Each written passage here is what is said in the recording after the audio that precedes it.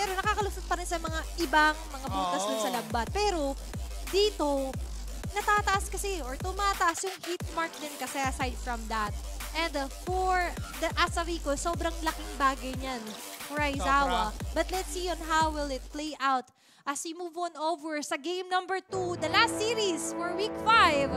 Is it going to be a sweep? Or magkakaroon ba tayo ng game 3? Alam mo, ang trend ngayong araw dahil naka-5th place ang kasamahan nating si Butter. Yeah. Sa kanilang paligsahan, tila umepekto na naman yung Butter effect. Butter effect Through 3 games kanina. So, ngayon kaya... At present ako sa tatlong yun. Yun! Parang nakakaramdam ako. Parang Tingnan natin, paano nga ba? Nilipat ba sa'yo ni Butter yun? Hindi. Nag-activate naman kahapon yung Athena Shield eh. Sabagay. Hindi lang uma-activate ngayon. Tingnan natin, looking at the sets pa rin, yung Ryujin, hindi siya naka-quantum charge. Naka-impure rage din naman siya. Same goes for Aizawa, impure rage and Wilderness Blessing still present for him. So we could expect early rotations yet again na makikita at mapapanood din naman natin, di ba? At for the side naman ng Euphoria, ito naman, dahil nga meron silang isang show and even Benogo, ang great thing naman dito is they could specifically pick members na gusto talaga nila targetin. Kaso, ang thing for Game Lab, dalawa yung naka-purify. Ayun yung lang. pinakamagandang target pa, which is yung TZ, and ito si Steve. Si Kasi Steve. kapag sila yung nasipa, automatic parang ang sarap ng buhay ng Euphoria kasi wala nang damage leader, wala nang taga-sustain. Pero ngayon si Ryujin na pinaparusahan ng mga members ng Game Lab. Andiyan yung Jeet Condone, andiyan si Benogo para rumes po sana. Pero again, wala rin mangyayari. Wala mo na mangyari. Habang sa taas, tatama yung Asaricol, medyo nakakabigla. Uuwi si Shizu, mapipilitan siya mag-back away. There's the Asal Meteor, pero nandyan yung LOR! Oh my gosh! Makaka-flicker pero still not enough yun. Para counter kill. And it's gonna be a gold lane kapalit ng roamer. Technically, Game Lab yung nakalamang doon. Oo, especially na enjoy na naman si Uktisi. Masisimat yung energy shield doon sa may bandang top before the 5-minute mark. There's Habos yet again here with the Petrified Play against Ryujin. Andyan yung Asal Echo, kinumutan, nilambatan. Pero si Ryujin, ginaya yung dalawang dragon! Oy! Ang ating nakikita dito! Talagang Dragon Dance! Ala kong hey Pachoy! Pero still, Euphoria ang makakakuha ng turtle kasi malayo. Ito si Takinagi. To be honest, parang first time ko makakas ng may dalawang dragon. Ako, personally, guys. Ayun, si Shizu na naman ang target nila. Talagang hindi pinagpapahinga. Ang Silent Kid. Talagang pinapatahimik lang ng Game Lab. Pero Zone, nandyan naman with a counter kill. That's gonna be Takinaga falling down. Mamadali Steve and Aizawa, kinuha mo ang buhay ng tropa ko. Yari ka sa aming tatlo. It's going to be another man down for the side of Euphoria. Game Lab naman, hindi ako makamove doon sa dalawang dragon, sorry. Ang cute kasi tignan. Oo, tsaka... And yun yung capability na meron naman yung Euphoria, na meron silang pang-displace din if ever man, and pang-reach onto the members of Game Lab. But here, Shizu, 2 deaths na nasuffer niya. I think it's time na kailangan na siya ng backup. Kailangan niya ng tulungan. Kailangan na siya tulungan, rather. Pero si Uktisi ay talagang papaangatin lang. Enough yung crowd control na meron sila. Pero here comes another way of the dragon. Kahit wala dito yung tunay na dragon. At because of the holy healing nga, at holy baptism mula kay Steve, nakatakas si Takinaga. Andun din naman yung LOR, Whole Light of Retribution. But still, the third Trips of Suns was also present, kaya nakaligtas din doon si Takinaga. But looking at the score, it's 3-3. Ngayon, nakakasabay. It's a 50-50 vote for Euphoria and Game Lab. At papansinin natin, syempre, yung matchup din ni Habos at Heads. Ngayon, mas komportable si Heads pumalag. Tama. Tsaka at the same time, may sustaining mechanic din siya. Kasi bawat palo ng maso, yung mga execution strike, tawag dito, bumabalik yung buhay. Lalo na naka-Brave Smite pa, etong si Kuya Heads. Nakita naman natin, onto the early item or emblem builds. Tapos tinitingnan ko, tatama hindi tumama. Diba? Pero maganda ginagawa dito ni Steve with the LOR. Pinang-division na nga lang din. Pero si Takinaga, pinapalayo dito ni Zone. Pero nilapit ulit. Bigla na lang sinama at binalik sa kanyang mga kakampi. Pero tumama yung Astral Echo sa apat na miyembro ng Euphoria. Kitang-kita ko saan sila manggagaling. Pero yung Turtle pa rin ang pinag-aagawan. Retributions nila nakukuha ni Benogo at sa kanya ang pagongan. Hindi pa tapos dahil napakasakit! Appraiser's Rod! Grabe, ina-appraise siya. Magkano ba dito si Steve tsaka si Yuktezi? Kaya naman pala. Kaya pero naman. Hinil lang bigla ni Steve yung damage na nanggaling doon. Pero Takinaga, yung maharap pa 4 din. on 3. Pinapaangat-angat yung gulong. Pero makunat kasi. Taltas may healing pa eh. Ayan na, sabi ni Yuktezi, hinga-hinga muna tayo mga pre. Tapos naman na yung 5-minute mark. Wala na yung energy shields. Mas nakapaximize na ng game lab. Pero ng lead ay napunta sa Euphoria kasi that's 2 turtles. Oo. And nauna nakuha nila another wave of the dragon. Target na naman si Takinaga doon. Energy eruption. Kaya naman di na siya makakatakas doon. Pero still, yung Astral Recall na tumatama, medyo hindi pa naman ganun kasakit. Inaabangan natin yung satisfaction na yung ganun. Wala pa yung, diba? Eh, nakikita naman natin, ngayon nakahanap ng butas sa Euphoria. Oo. Nakikita nila, butasan natin yung gulong. Kung hindi nila masisipa si Yuk at itong si Steve, edi si Takinaga na lang. Oo, eh, para hindi syempre, makaretry. Mahirap pumandar ang isang gulong pag butas ha. Tama. Or pag flat. Oo. Ayan, na flat tire. Mahirap kasi ano yun, tatama yung yung mismong gulong. Oo, masisira yung rim mo at mahal yung mga rim. Oo, mahal yun. And yung dreams dito ni Takinaga, unti-unting sinasama talaga kay Zone eh. Mainit ang mata sa kanya ni Zone. As a recall will miss out. Ganda yung Asa Meteor pang-clear ng wave, pero for how long can they do this? Lalo na ganito klase sitwasyon, lumalaki yung lead ng Euphoria. Parang ganito yung nag-istorya na kanina ng game lab ha, sila yung may hawak ng lead. Alam mo, gusto ko yung ginagawa ni Heads. Talagang pinipwersa niya na, okay, dito ka lang sa akin, boss. Hindi ka pwedeng sumama sa mga teamfight. Kung kanina malaya mo nagagawa yun, kasi ako nagpupush ng mga tore, ngayon, dito lang ako. Banding tayo. Banding tayo. Yan, uso ngayon ng banding eh. Pero si Takinaga, siya na mismo yung kusang lumalayo. Naispata nila magre-respond yung last turtle for this round. Zone doing a great job. Zoning.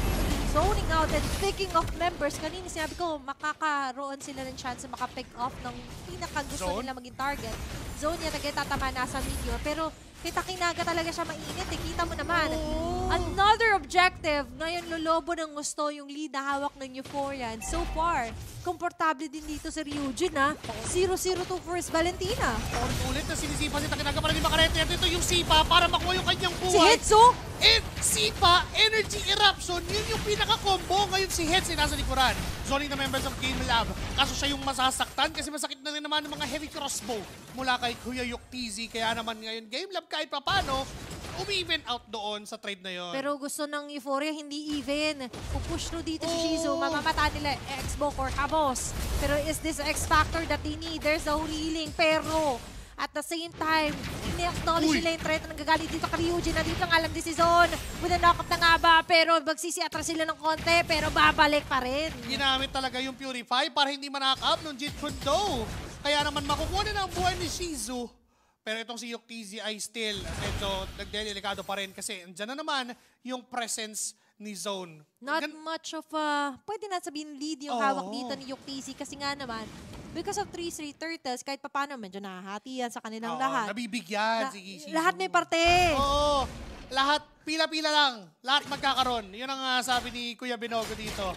Parang binigyan mo siya ng budget, tapos binilan niya ng mga pagkain yung mga At kapatid niya. ano siya, fair siya hati. Oo. Hating kapatid. Ating kapatid, kahit si Coach mabibigyan. Sabi ko. Coach Ribain, ito sa'yo. Oo. Para sa'yo to.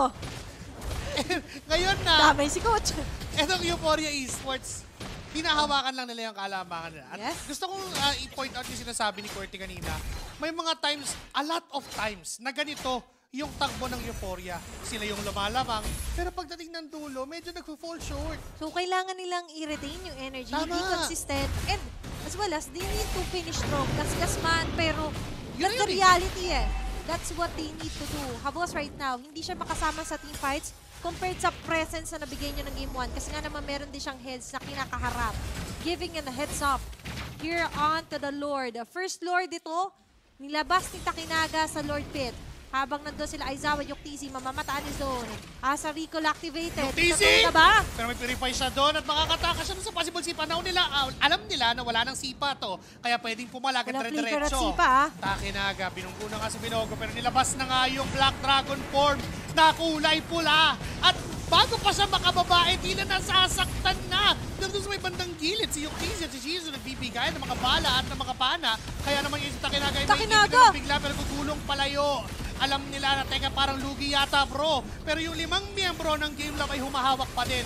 Nandyan yung holy healing mula kay Steve kaya pwedeng bumabad pa rin. Nandyan na naman yung Astral Echo, another round of applause. Pero yung Retribution, kanino? Kay Binogo! Eh ngayon nababawala pa yung buhay niya boss. Pwede ba dumire-diretso ang mga members? Tumama pa nga with a precise skill! Grabe, sunod-sunod pang ang atake dito ng Euphoria. Hindi nila tinatantanan. It's going to be a shutdown as Heads takes down Yung TZ. 3 members down. Euphoria gets a precise kill, a Lord, and 3 turtles. Lahat umaayon sa kanila, Joshi Cakes, at hindi lang yun. Kahit sa third tick daw sila din na nakakalamang. Kumpleto pa mga tore nila. Gone to the goal lead. We're touching on to the 4.1 lead na hawak nila. 9-7 ang kill score. This time around, Game Lab ang nahihirapan at laging na-out-retry at na-outplay dito si Takinaga. May laban na naman. May sipa bang mangyayari dyan? Pero mukhang wala naman kasi alam nila na teka baka hindi magandang target yan. Teka muna, bestie. May Lord sa top lane. Pwedeng dun sila pumuhunan. And look at Shizu on the bottom lane. Kaya nga gusto nilang makuha lahat ng outer thirds lane para mamaya inhi na lang yung babasagin nila. Wait lang, itong linya ba yung kinuha ni Yuktizi nung sa amin kanina? Dalawang inner and outer yon. O, sige. Ganun din gawin natin. Ngayon, nakakalamang ang lahat or karamihan sa mga members ng Euphoria laban sa Game Lab. Brenner sa will hit onto Yuktizi. Medyo masakit yun. There's the holy healing. Kahit pa paano, nababalik yung HP pero yung Asarikol tatama. There's a concealed play. Takinaga just roaming around here on the middle lane. Pero iba yung disiplina na showcase ngayon ng Euphoria. And even Game Lab. Kasi nakita mo na yung depensa nila. Ano lang by the book lang Okay, pwede masyadong maging malalim. Nandiyan yung mga sipa. Another Astral Echo. At sakit na rin ng mga heavy crossbow. And another precise kill! Mula na naman kay Yuk TZ. Hindi pala. Kay Zizu at si Steve ngayon yung naging target niya. Grabe! Parang requirement yon. Every time precise kill, kailangan magsabay tayo. Eh kasi naman. Grabe naman dito si Shizu, the silent kid. Right now, making noise with his bullets. Kanina, binibigyan niyo ako. Ngayon, kayo naman. Andiyan yung penalty zone. Uli! Kasi ginagawa yung target in the Brazer's Rat. Pero si Ryujin pa rin ang makakakuha ng kill na yon. Euphoria. Kanina, 4.1 to. Parang 6.7 na. Ngayon, lumulobo ng gusto. Ang gap or lead na meron ng Euphoria, 11-7. It's not very convenient for Game Lab yung mga nangyayari ngayon. And kita mo naman, Takinaga na-force na mag-build ng Sky Guardian, Aizawa with Ice Queen, and Yuktizi with the Wind of Nature. He noticed na parang hindi lang talaga dapat ako, pull on damage eh. Pwede pull on damage, pero on the safer side as well. Kailangan ng respetuhin kasi... Respect. Kasi kanina 1-3 yan si Shizu. Ngayon parang nakabawi na bigla. And looking at the items, I think si Shizu ay papunta rin sa Wind of Nature. Saka malaking factor talaga na hindi nakakuha si Takinaga ng objective dito. Look at that. That's 0-0-0 on their big stats sa may bandang taas. Which means ang Euphoria talaga nagko-control ng laro. Sila yung nagdidikta at nagre-react lang dito sa sayaw nila yung Game Lab. Andol ka lahat at si Binago pa rin makakuha ng Lord na yon. At Takinaga still may iwan sa likod. Igugo sila dito Pwede silang habulin ng Euphoria. Pero mukhang aatras na lang muna, disiplina ang papairalin ng Euphoria. Siguro malaking factor din talaga dito yung instant burst kasi parang for Novaria, sabihin natin may damage. Pero wala kasing instant like a Kadita, an even a Farsa. But same goes for Euphoria. Pero ang difference kasi iba yung technicalities ng isang Valentina. Especially with Arcane Shadow or Shadow Strike na nga lang din. Sobrang laki nung nabibigay niya, not only with the Taunt ni Binogo, but also the Terrify. Ang dami niya nadidistract and nadidisrupt here from the side of Game Lab. And sobrang laking X-Factor ng mga sipa rin dito talaga ni Zone. Ngayon, nakakatok na tuluyan ng Euphoria sa base ng Game Lab. Astral Echo. Kita lahat sila ng Astral Echo pero Torre lang ang gusto. Si Steven low on HP. May sipap na sa Purify. Kaya naman si Yuktizi ngayon ang nagbibigay ng mga heavy crossbow. Huli si Zone. Dragon form. At may 25 play pa tayo makikita pero mukhang wala pa naman din. At si Binogi may iwan pero yung Appraiser's Rat. Nako! The counter initiation. And it's 2-man down for Game Lab ngayon. Na-overturn ngayon ng Euphoria yung sitwasyon. 10k goal lead. And this time around sila na ngayon yung depensa. Zone is down with the Astral Recall from Aizawa. It's 2-for-1 trade pero lamang na lamang yung Euphoria dahil nabasag nila yung mid, nabasag nila yung bot. Ngayon ang target nila yung bandang taas. Pumasok Penalty zone in the flicker is enough to take down 2 members. snipers from Game Lab. And it's Aizawa alone na dedepensa at mukhang hindi niya nakakayanin pa. Kaya naman Euphoria extends the series to game number 3. Hindi tayo binigo ng mag-bestie!